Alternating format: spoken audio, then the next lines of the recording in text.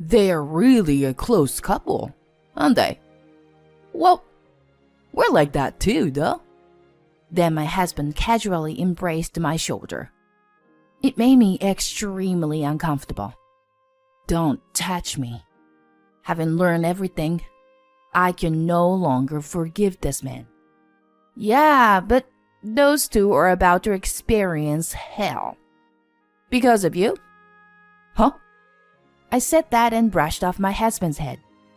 Sorry to keep you waiting. Here is a surprise gift for today's birthday boy. Saying that, I opened the door to hell. My name is Aubrey, a 32-year-old office worker. I've been married for 4 years to my husband Tim. And we have a 3-year-old son. We're a family of 3. Ever since we moved to my husband's hometown 3 years ago, my life took a turn for the worse. My husband is the eldest son, and had always said that someday we would return to his hometown. Even though I didn't expect it happened this soon, I was prepared for that future to come because I loved my husband.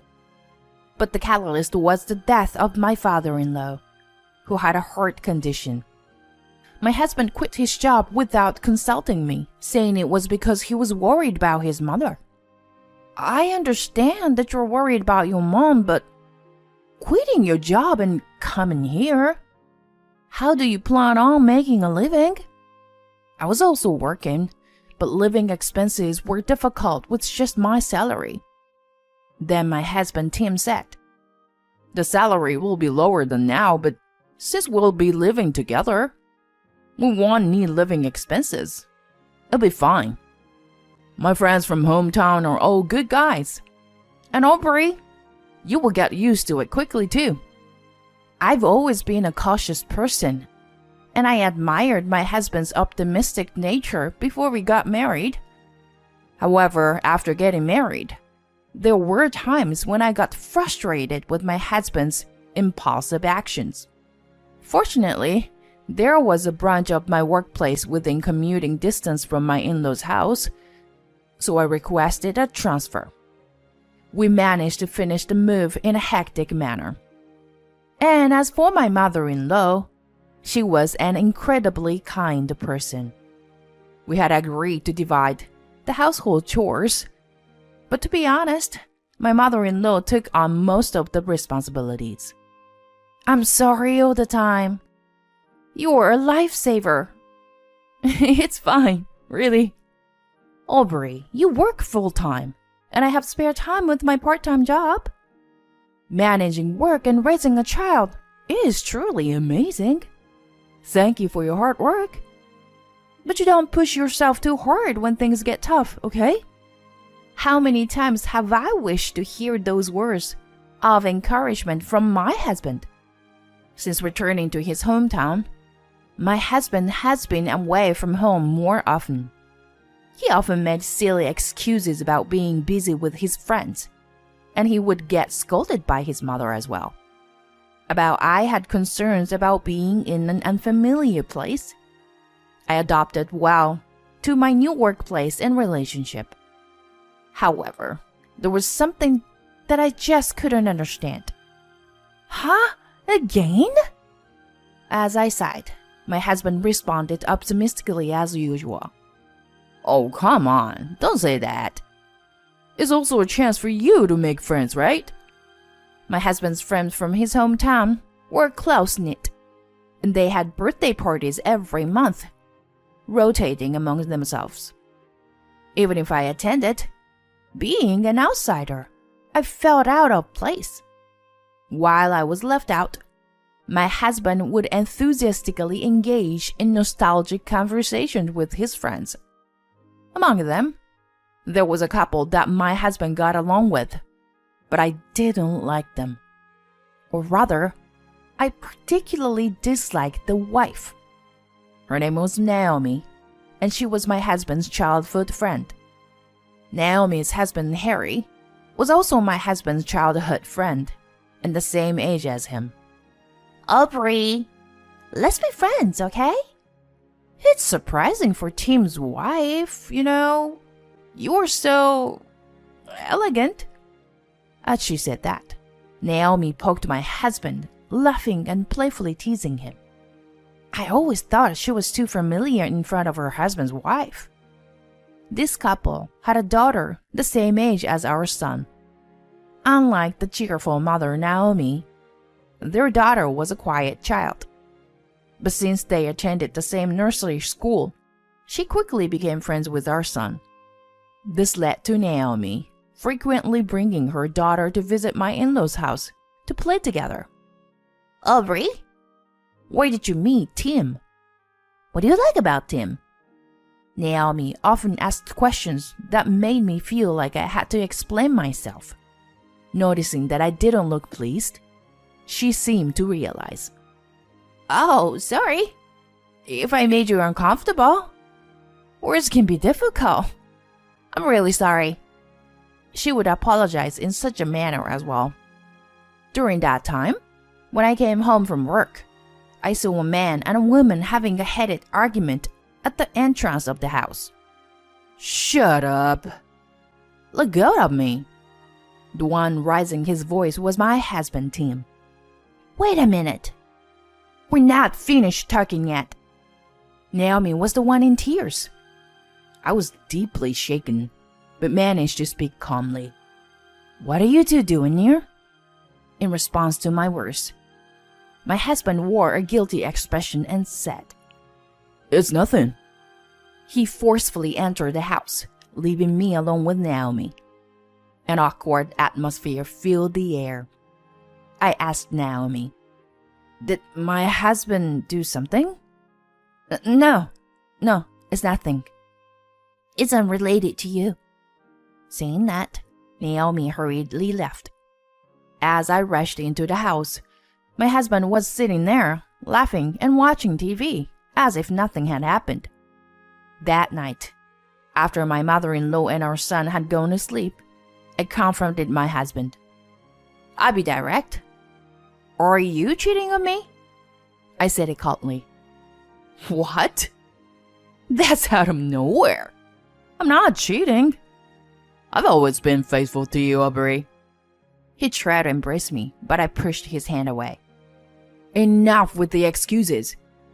You're cheating, aren't you? With Naomi.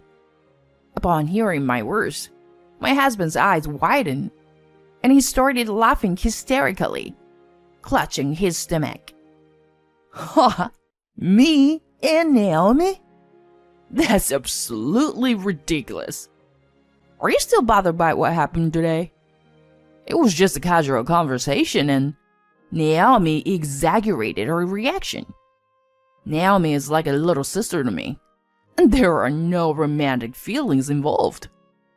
It's impossible. My face turned red with frustration as my husband continued to laugh.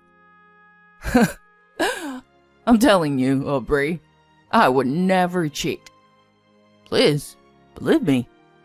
For a brief moment, my husband managed to put on a serious expression. He's lying. My husband had a habit whenever he lied. I was burning with a desire to revenge against my husband. The next day, there was the usual birthday party. This time, it was Harry, Naomi's husband, who was the center of attention. Children were not present at this gathering. It was meant for adults only, held during the daytime when they could have left their children at school or daycare. Ultimately, it was just a pointless gathering where they used someone's birthday as an excuse to drink and make a fool of themselves. There were times when I ignored their absurd requests to take a day off and attend such gatherings. It was just too ridiculous. Happy birthday, Harry! Naomi handed him a gift, and they smiled at each other. Tim, watching them, couldn't help but comment. They really are a close couple, aren't they? Well, I like that too, though. As he said that, he familiarly puts his arm around my shoulder. I forcefully pushed his hand away. Yeah, but it's because of you that those two are about to experience hell from now on. Huh?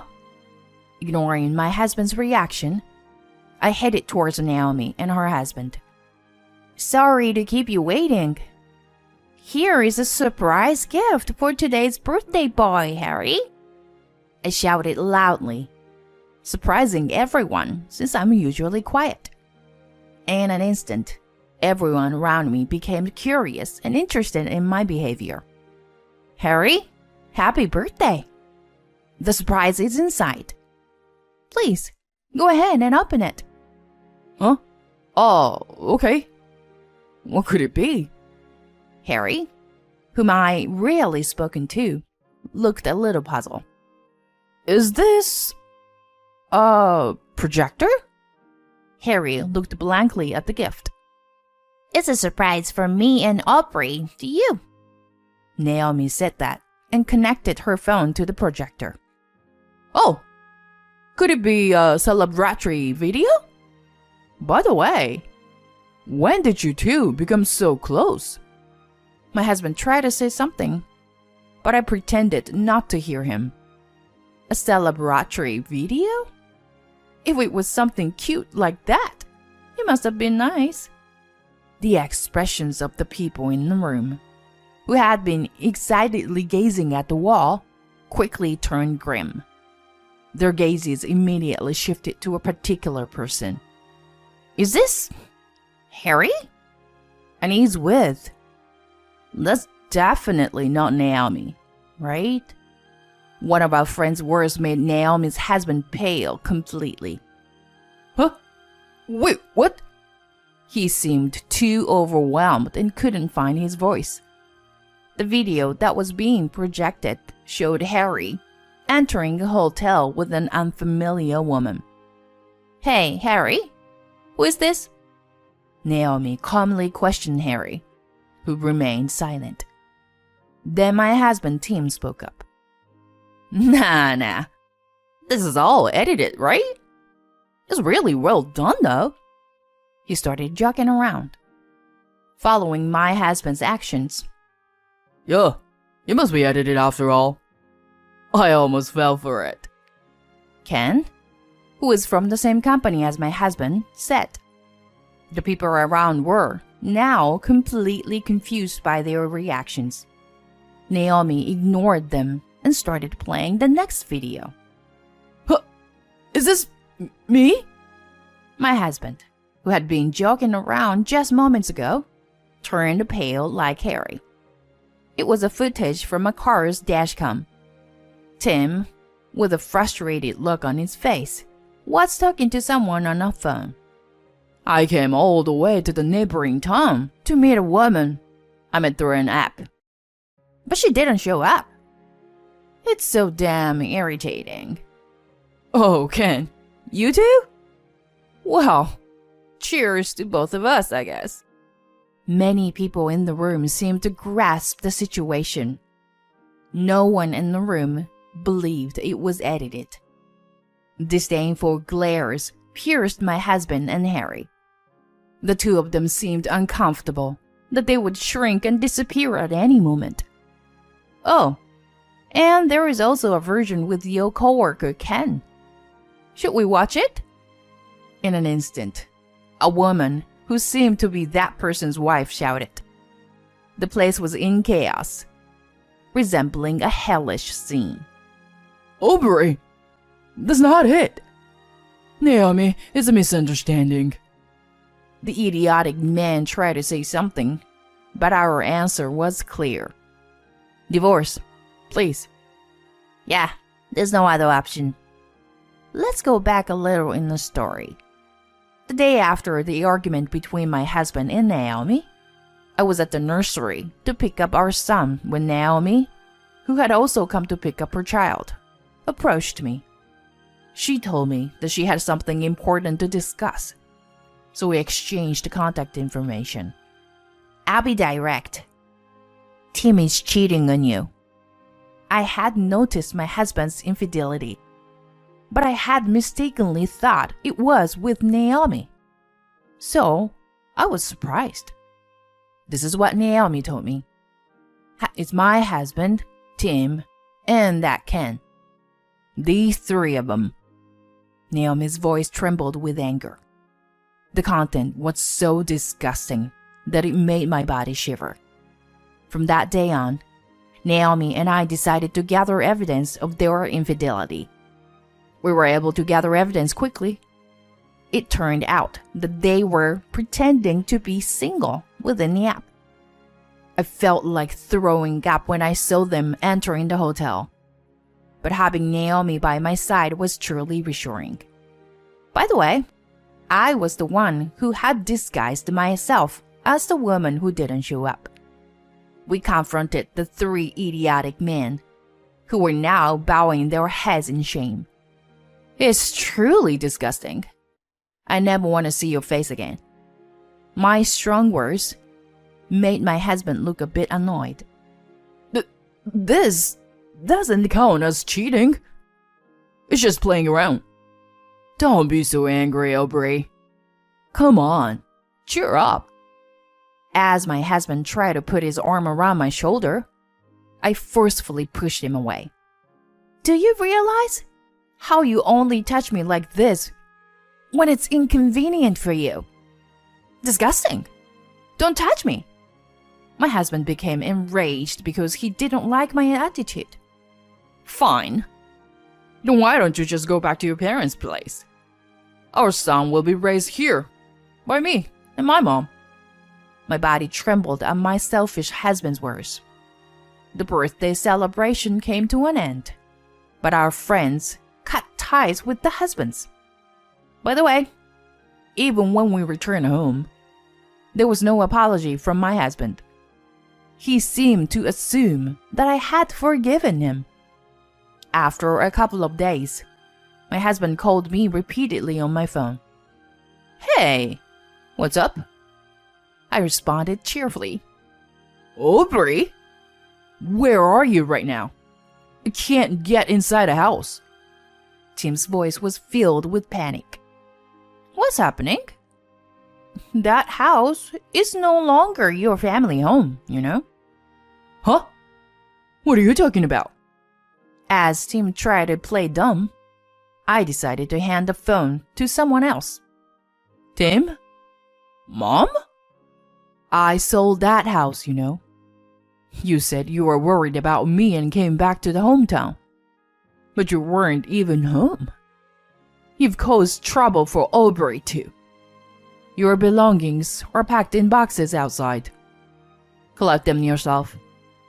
Tim seemed to finally grasp the situation after her words. Aubrey, I'm sorry. Please, come back. Ken and I weren't told not to come to work anymore, starting tomorrow. I'm unemployed now. Tim sobbed uncontrollably on the phone. Regarding the divorce, I planned to consult with a lawyer, and I made it clear about alimony and child support.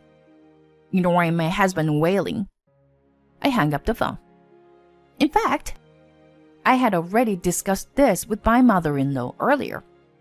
She took care of everything while I was tailing my husband. Let's sell this house too. I can't stand that shameless son anymore.